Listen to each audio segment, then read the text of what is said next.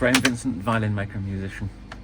I've got this little bench outside my workshop, and on a day like today, when it's a lovely temperature, slightly overcast occasionally, sun's out some of the time, this is a really lovely little spot to come and sit in and work if I'm doing something that I can actually just hold in my hand.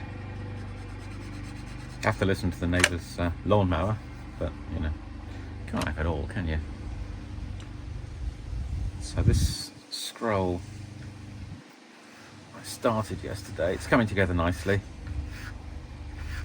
and I'm just putting the little chamfer around the edge.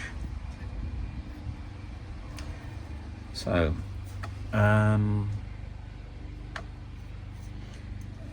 you can use a knife to do some of that. Most people will end up using a file or a very fine rasp. I'm using a diamond file. I've come to be quite a fan of diamond files over the last couple of years, and let me explain why. Traditionally, hand-cut rasps have been the thing, much admired by people in violin making, and the reason for that, I believe, is because the teeth are cut individually, even though it's done quite quickly, but they're cut individually by hand. They are not in perfect order, and because they're not in a perfect order, it means there isn't a natural resonant frequency, so to speak, for the tool to skip and judder. So where a machine cut file tends to go if you're not careful, you just don't really get that with hand cut rasps. And as I say, that's in my humble opinion because you don't have uniformly spaced teeth.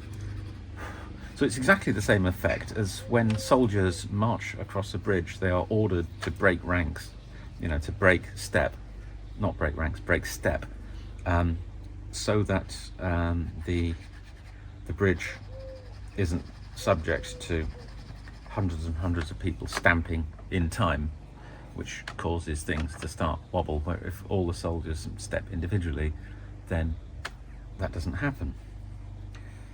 Bit of a strange example, but a valid one nevertheless.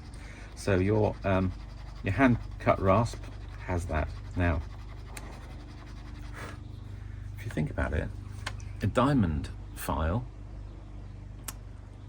where the individual sort of diamonds are stuck into the surface, just basically dusted on, stuck down.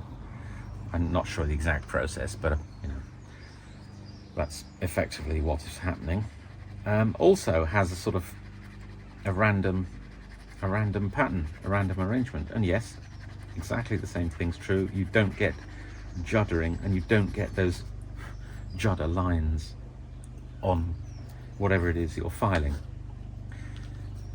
So that's really good. Equally really good is the fact they are really incredibly cheap compared with the hand cut rasp, which is always good news for the poor struggling violin maker. And over and above those things, there's a little trick that I worked out for myself. I'm not saying it's unique, I'm sure other people have sussed it as well, and that is when you're working, your file may become clogged, and with a hand cut rasp, which is a ferrous material, you don't want to be using it in water all the time. These things, not sure of the exact alloy, but basically they're not corroded by water. So if you just dip them into hot water, nearly boiling water, it immediately plims up and cleans away all the sort of the timber that's compacted into the surface, and you're back to having a clean, fresh file with minimum effort. And of course at that point they're hot because they've been in this hot water, and so they dry very quickly as well. So it's quite a fast process. So that's a little trick I've learned. Yeah, so I found you generally want some of the coarser diamond files, and I tend to use ones that I just bought on eBay.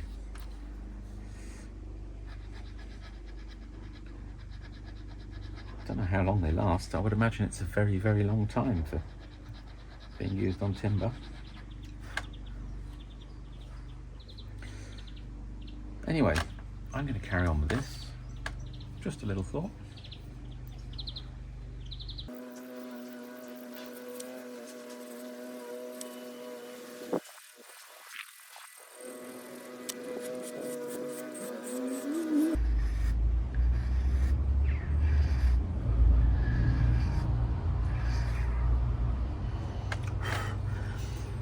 Once I've finished doing this chamfering, I'm going to be doing a little bit of cleaning up and gouging and so on, and then I'll be putting this scoop in here. And this is one of those areas where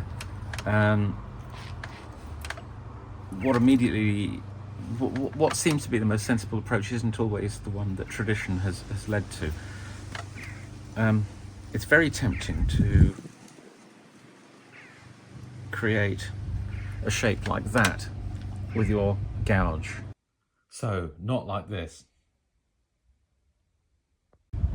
And rightly or wrongly, that's generally frowned on by the violin making community. So you tend to use a finer gouge and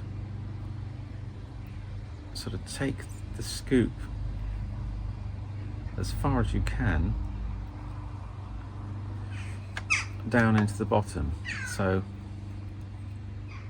but like this, I don't know how well you're going to be able to see that, but that ridge sort of just runs up to the end, so you haven't got a round on each side of it, if that makes sense. Yeah. So it's kind of looks like that. It's just one of those little things that seems to be there to trick people up.